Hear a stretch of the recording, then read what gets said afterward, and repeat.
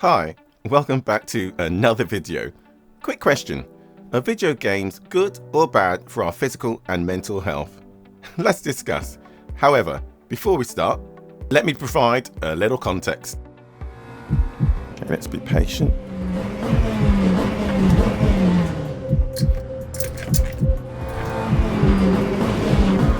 Jesus. What the hell's going on? Oh, for fuck's sakes.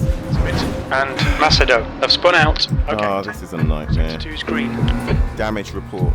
We're seeing some minor aero damage. Ow, that hurt. And that brutal battering, both mentally, physically, spiritually.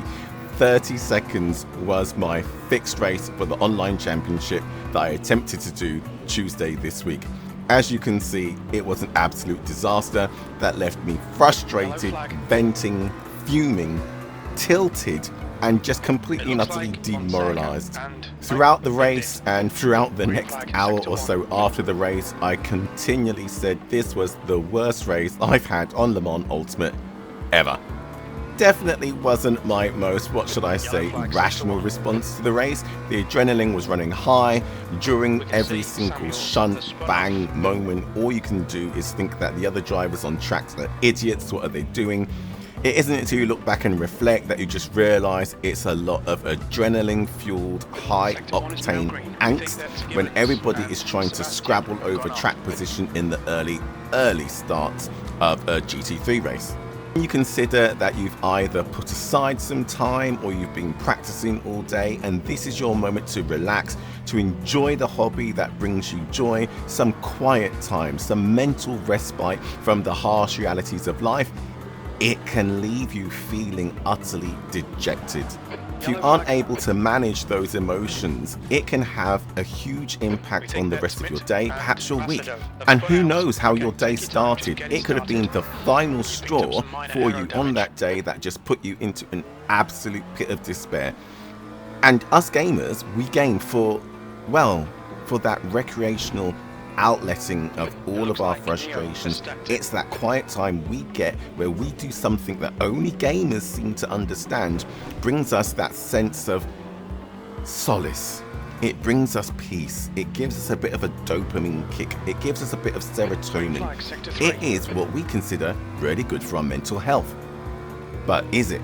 And when you consider the mechanics involved in some of the equipment that we race with, those of us that do virtual sim racing, it also takes on a physical element. Those shunts, those bangs can cause physical injury. So again, the question is sim racing, is gaming actually good or bad for your physical and mental health? This race had me thinking about it, and it was thinking about it for a number of reasons. If you've been following the channel and watched some of my most recent streams of videos, have spent a significant amount of time racing over the Christmas and New Year period. Out of the 10 days I was off work enjoying the holidays, I probably spent 7 to 8, maybe 9 days straight racing. For those of you that know, for those of you who've probably guessed or have recalled, I mentioned it in some of my previous videos, I'm no longer a sprightly youth. I'm in my 5th decade. So sitting, racing for 2-3 hours straight per day, racking up maybe 1 or 2 sessions, perhaps 3 sessions in an absolute marathon session of a day, that is a long time to be sat gaming. Also, I now have a direct drive wheel. It only has 9 Newton meters, but that's much more than my original CSW belt-driven drive. So sim racing has become a hell of a lot more physical for me. And again, I'm not a sprightly youth. I don't know why I'm saying sprightly. I don't know where that's come from. However, let's run with it. Because on day 10, 11 of me being off over the Christmas and New Year's period, I woke up and my body felt broken. The left elbow felt as though I banged it off the corner of a cabinet or something. Either that or I'd torn something. Who knows, but it had that kind of warm, wet pain that you have. I then found that I had some numbness in my fingers, some pins and needles going down the side of my hand, and I did that thing that you never should do. Google the symptoms. So once I walked myself back from the dramatic potential causes of those symptoms, yes, you can guess what they are, I then started to think, okay, how much of this is possibly I'm just not limber enough to do that much racing in such a condensed period of time and not expect some sort of physical injury, or at least strain, or at least my body telling me, please dude, cut it out, give us some recovery time. When you consider that I'm at that age where you just wake up each day and something new hurts for no reason other than you woke up. So whether that's it's cold, so your muscles feel tight, or your fingers or your toes, joints crack, or you feel the onset of rheumatism or arthritis, or perhaps your eyesight has just been degrading over the last 3, 4, 5 years, or you just wake up and put your back out just because you woke up. That's the age I'm at. Things just hurt for the sake of it. So those same symptoms that I had after my marathon gaming session could well have been just because I flipped my mattress on day 8 and had perhaps slept in a different position. Perhaps I'd slept on my arm and those pins and needles that pulled muscle was just indicative of bad posture through the night. But it got me thinking. It started the trail of thoughts of, is my gaming causing me damage? Is my gaming good for my mental and physical health? Or is it bad? Is it something I perhaps have to consider I will have to give up at some point if I want to live on into the ripe old age of pick a number without accelerating the body falling apart that just happens as you age? So let's dig into it a little bit, but before we do, let me know in the comments what your thoughts are at this point in the video. You don't need to tell me what your age is, but perhaps give some indication of how long you've been gaming and whether you have seen any effects on your physical or mental health due to the amount of time, hours, efforts you either put into gaming, and is it a positive or negative, or the lack of opportunity for you to game as you would like to. Again, is that a positive or a negative? Things in life change, our circumstances change, either our work commitments or home commitments either allow us to game or not game as we did in our youth. Whether we're new to gaming and have been gaming only over the past few years, or like myself, have been gaming in some form or fashion since the late 80s, early 90s. Let me know in the comments what your experience has been, what your opinion is. Is gaming good? Is it bad? But let's dive in.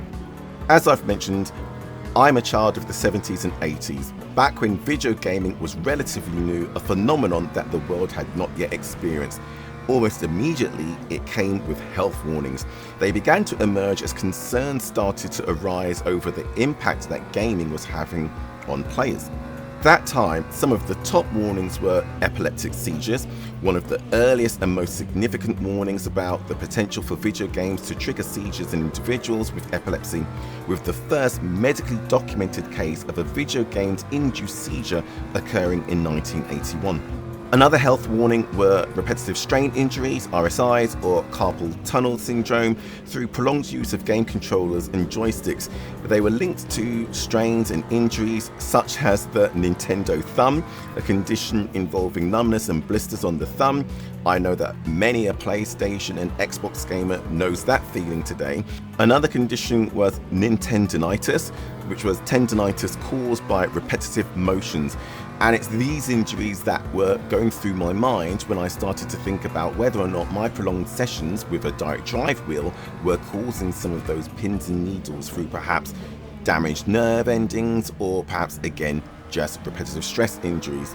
Other concerns of the era were eye strain, so concerns about whether or not eye strain and related issues such as dry eyes and headaches could be due to prolonged screen time. Everyone from that era fully remembers being told not to sit too close to the TV or not to sit too close to the screen because either they would get square eyes or they would ruin their eyesight. And now look at us today, wearing video screens millimeters away from our eyes with the various different virtual reality headsets that we all are obsessed with. Another health concern of the era that was associated with video gamers was the sedentary lifestyle, resulting in, or contributing to, I should say, obesity and muscle stiffness. Who can forget the violence and aggression warnings that were associated to video games in the era of the 1980s and 1990s? It seemed like a day, week, month, year didn't go by when some crime, some assault, something that was in the news of a violent nature was attributed to the perils of video games. Each of these warnings laid the groundwork for ongoing research at the time and discussions about the health impacts of video gaming. And here we are in 2024 with those same concerns continuing to evolve throughout the period in between. Even today, you will still have that natural response to kids or young adults or even older adults spending a significant amount of their leisure and recreational time video gaming with, why don't you go outside and get some fresh air? Why don't you go and do something productive? You need to put down the games and go and do something in nature. Learn something. Video games aren't good for you. What could you possibly be doing wasting your time and your life in video games? They all resonate, right? And over the past 2 decades, video gaming has become increasingly popular. And with that popularity, the concerns about both physical and mental health risks have continued to grow. Physical risks include musculoskeletal disorders, where prolonged gaming can lead to musculoskeletal, oh gosh, say that twice, issues such as carpal tunnel syndrome, repetitive strain injuries, and pain in the wrists and hands. These conditions each arising from repetitive movements and poor posture. Hello sim racers, especially those of us in virtual reality headsets, but most definitely those of us who are now using direct drive wheels, with some going up above 25 Newton meters. Do any of these symptoms sound familiar to you? That sedentary lifestyle concern hasn't gone away over the past 2 decades either, with excessive gaming often resulting in a sedentary lifestyle which has contributed to obesity, poor posture, often referred to as gamer neck, and muscle stiffness. There has also been an increasing risk of acute injuries, where there have been reports of injuries such as fractures, dislocations, and tendinitis due to falls or overuse.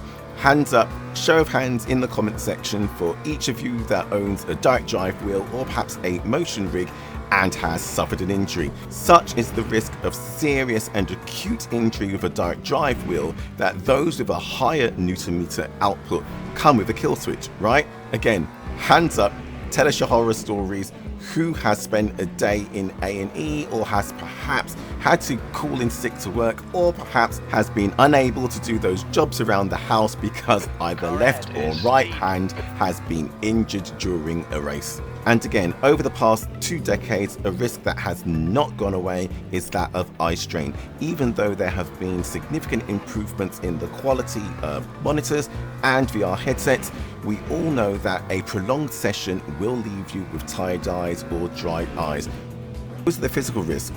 What about the mental health risks? Well, gaming addiction has been recognized as a gaming disorder by the World Health Organization. It is characterized by impaired control over gaming, prioritization over gaming over other activities, and continuation despite negative consequences. I mean, who amongst us hasn't raced well into the night, especially on a Sunday night, even though you know you need to be up early, bright and breezy for work the next morning? Amongst us hasn't put off a social engagement or even booked the day off work to ensure they can either prepare for or recover from a significant racing event? 24 hours of Le Mans, 24 hours of Daytona, you know it. Again, in the comments section, hands up, admit it. Another mental health risk that has become quite prominent over the past 2 decades, somewhat to the point of caricature and stigmatization, especially when it comes to programs such as South Park, is that social isolation, where excessive gaming can lead to social isolation, academic underachievement, and psychological distress. We all know the meme, the gamer slobbering around in their basement, not going out to see the light of day and having no idea what is going on in reality because addiction has hit hard and all they do is game, eat, sleep, and, well, the other. And although I say caricature and stigmatization, there is an element of truth. There's a huge element of truth in there, because I know the more time I spend gaming, the less time I spend looking at social media, perhaps watching current affairs. Things can happen that I have no idea of until someone else points it out to me. So perhaps it's not a caricature, eh? Another mental health risk that has become prominent over the past decade or so is that aggression and empathy. So certain types of games, especially those with a violent or competitive element, have been associated with increased aggression and decreased empathy. That whole desensitization that was the risk raised in the 80s, where video games were attributed to causing or contributing to an increase in violence and crimes. A few statistics on injuries over the past 20 years attributed to video gaming. For musculoskeletal disorders, a systematic review found that 11 out of 16 studies reported negative musculoskeletal changes due to video gaming. The most common issues were neck pain, shoulder pain, and back pain. Orthepedic injuries have included multiple cases of acute injuries such as Achilles tendon tears and patella dislocations.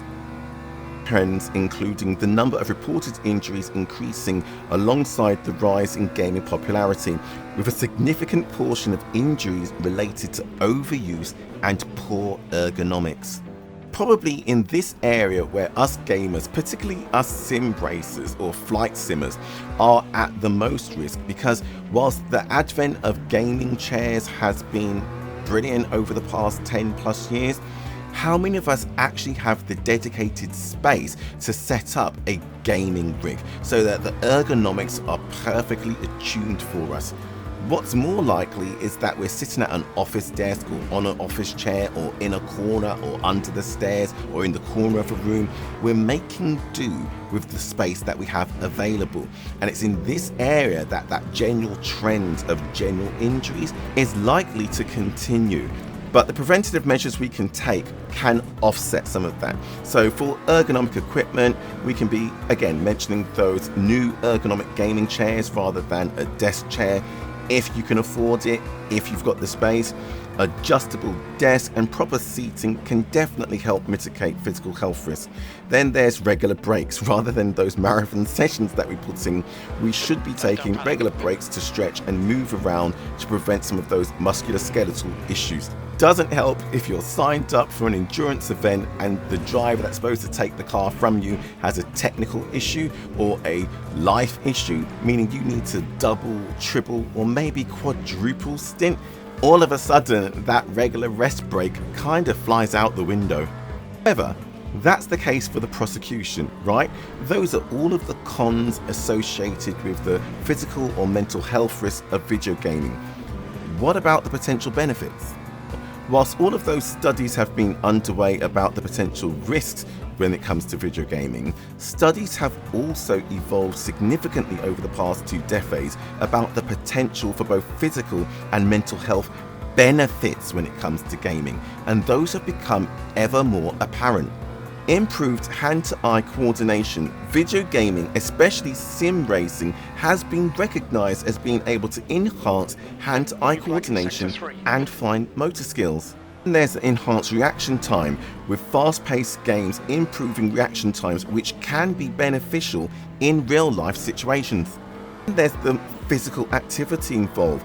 Active video games, especially sim racing, and games encourage physical movement, are helping to combat a sedentary lifestyle. You only have to consider the amount of exertion, the physical activity involved in sim racing, or for some of those VR games that are sports-based like boxing, or perhaps it's something like Beat Saber, any of those aerobic exercise-inducing games, and you start to see that they too take your heart rate into your zone 2, zone 3, for that period of 20 to 30 minutes or more per day. Sudden, the line between indoor gaming and outside exercise exertion to get in your 20 minutes of elevated heart rate becomes less clear. And when it comes to mental health benefits, gaming has been recognized to produce stress relief. Gaming can serve as a healthy distraction from daily stresses, providing a sense of escapism and relaxation. Then there's the social connections, with online multiplayer games and virtual reality environments fostering social connections and reducing those feelings of isolation. To mention cognitive skills, with games that involve strategy, problem solving and critical thinking, enhancing cognitive skills and helping to improve or maintain, stave off the degradation of memory. In fact, when it comes to mental well-being, a landmark study conducted between 2020 and 2022 found that owning a Nintendo Switch improved mental health by 0.60 standard deviations, while owning a PlayStation 5 improved it by 0.12 standard deviations. Research has also shown that video gaming can enhance cognitive skills, including improved focus, multitasking, and working memory. Topic of those social benefits, online multiplayer games have been proven to show that they can help foster social connections and provide emotional support and a sense of belonging. When considering the amount of people that are suffering with loneliness, the amount of people who perhaps do not have an extended family close by, those people who perhaps are going out less, spending more time indoors, the ability to meet people, to build those social connections, especially when you consider so many people are now working from home, it's more difficult to do that organically. And online gaming, multiplayer gaming, online lobbies are breaking down the barriers that isolation can bring. So all in all, we all know it, we've all heard it, we've all seen it, we've either read the warning labels, we've heard all of the guidance. We all as gamers are aware of the fact that there are risks and potential benefits that come with gaming. So it's important that we enjoy our gaming, that we do it responsibly, that we're mindful of these potential risks. But what are your thoughts? Do the risks outweigh the positives, or do the positives outweigh the risks? What's your experience? Do you feel that perhaps you have become addicted to gaming? Again, have you suffered any injuries? Are you like me, an aging gamer who just basically has injuries just because you woke up in the morning? What are your thoughts? What are your comments? What do you think about the statistics? Are you a child of the 70s and 80s like me, who used to go outside and hang above concrete? Are you a child of the new millennium who has no idea why there is even a debate that technology, gaming, obviously is going to be infused with our future, obviously brings cognitive and social skills benefits, and most definitely brings about it the opportunity to improve your personal and career aspirations? Let me know in the comments. On that note, I'm going to go on mute. You can watch the rest of the action from my last race in the LMGT3 Trophy Series at Circuit of the Americas. I will see you in the next video. As always, thank you for the likes, the shares, the subscriptions, but most importantly, the comments. I shall see you in the comments, then see you in the next video. Let's go.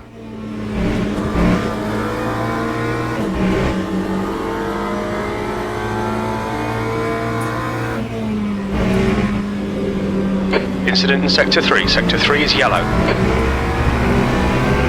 We can see Champion has stacked it. Sector 3 is now clear.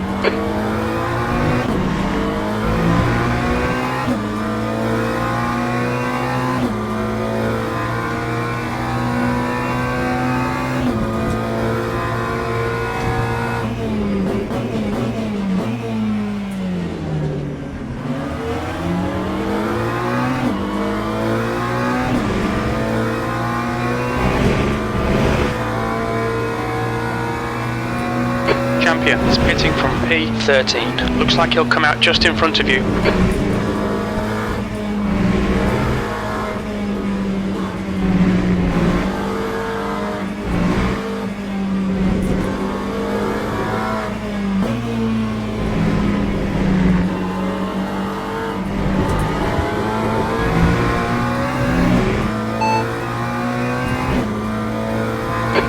For 35 minutes. We think we'll need 50 litres.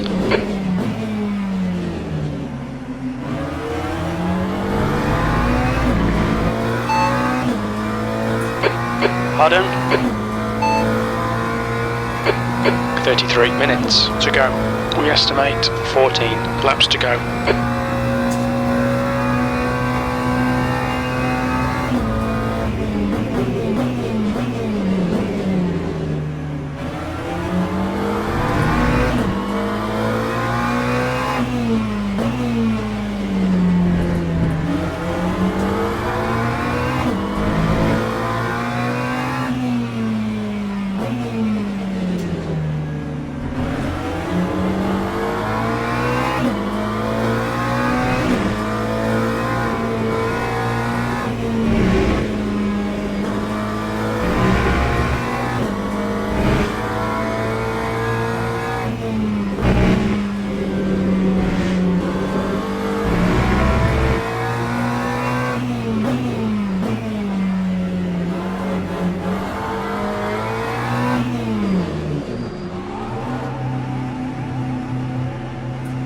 $300 feet.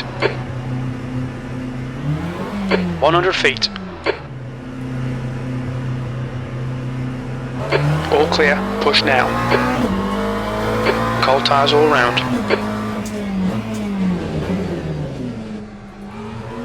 The next car is Mac.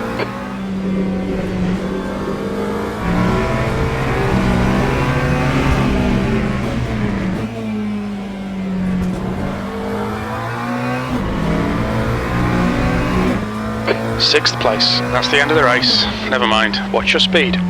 Okay, pit stop requested.